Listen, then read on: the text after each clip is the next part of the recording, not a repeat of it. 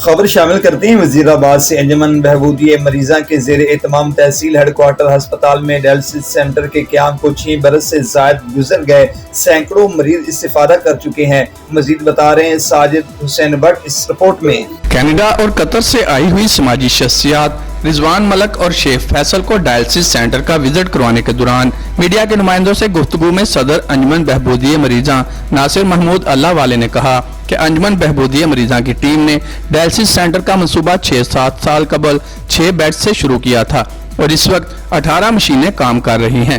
2 شفٹوں میں مریضوں کا فری ڈائلسس کیا جاتا ہے۔ انجمن بہبودی مریضاں کے پلیٹ فارم سے فری ادویات کا سلسلہ بھی جاری ہے۔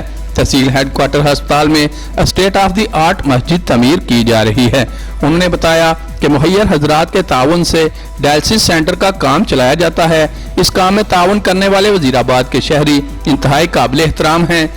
تو یہ سارا نظام جتنا بھی ہے جی، یہ مخیر حضرات کے تعاون سے چلتا ہے اور میں اہلیان وزیر آباد کا بہت مشکور ہوں کہ جو اس ڈائلسس سینٹر میں اتنی محبت سے آ کے دل کھول کے یعنی غریب اور نادار لوگوں کی جو خدمت کرتے ہیں وہ انتہائی قابل تحسین ہے۔ انہوں نے بتایا کہ نعیم سلیم فیملی کا اس سینٹر کو بنانے اور چلانے میں اہم کردار ہے، جو خود اس معاملے کی نگرانی بھی کر رہے ہیں۔